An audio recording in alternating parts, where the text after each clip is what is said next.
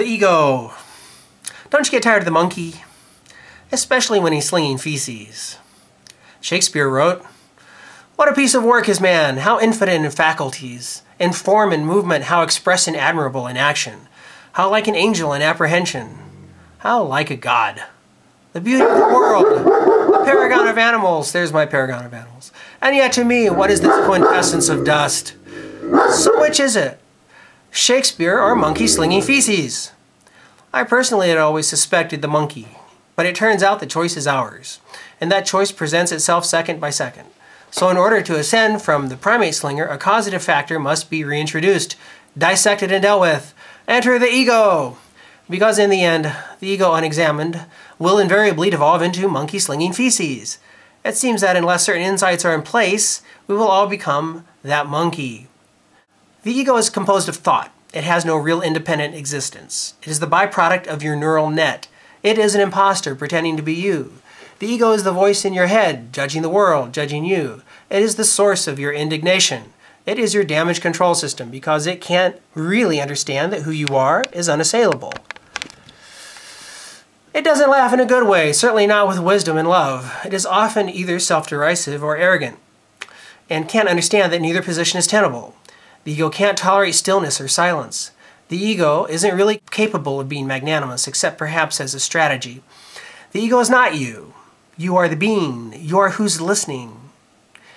The ego is obsessed with proving it exists, perhaps because it suspects that it doesn't really. In this very limited context, it is correct. The ego can be clever but never truly intelligent, certainly not in that Taoist sense, because it is incapable of being friendly with the present moment. The ego only views the present as a means to an end or an obstacle to be overcome, or most destructively as an enemy. Being friendly and at peace with the present moment is a very powerful source of serendipity, which is in alignment with forces invisible to us. On the other hand, the more resistant to the present moment the ego is allowed to become, then the more adversarial the circumstances of your life will invariably become.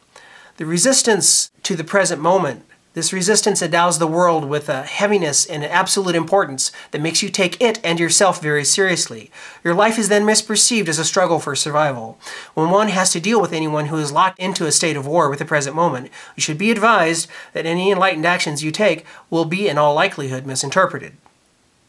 The ego is exclusive, not inclusive, and incapable of empowerment.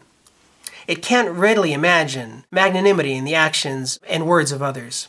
The ego of a musician can't listen to another musician in hopes of finding greatness, or determined to find something great. It's threatened by or dismissive of other musicians, and can't understand that an unwillingness to celebrate the greatness in others is itself a barrier to greatness. We all have something great, even if unexpressed. Just in case you think this line of thought is full of Kool-Aid, that's definitely your ego. The ego can't understand that to disempower another is in the end like shooting oneself in the foot. Can't understand that disempowerment is always a waste of time. The ego isn't okay with the truth, that we are all very small and at best comical. The ego isn't okay with being no one special.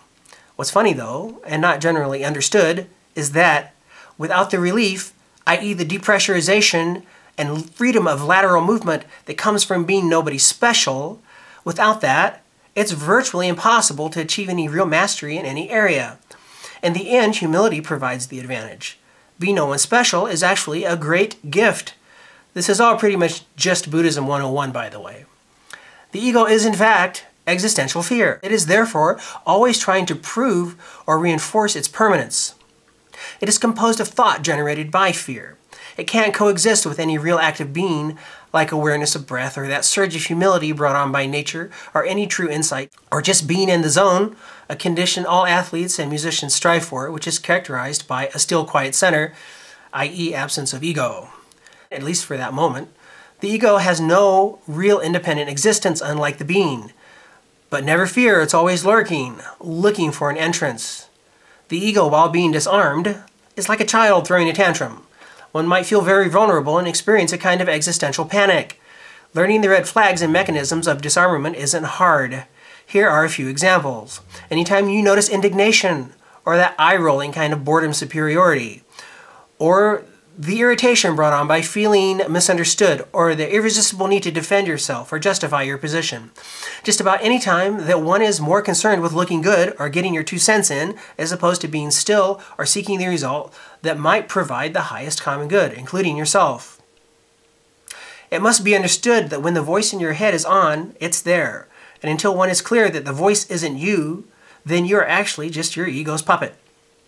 However, once this ontology is a study of being. However, once this ontological distinction is clear, then one can simply take a breath and silently say, "Thank you, mind, for sharing. But I got this." And then just do the right thing.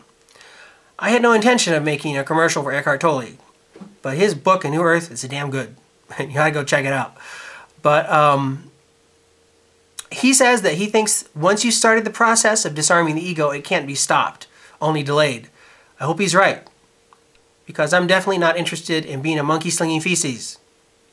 And I think neither are you.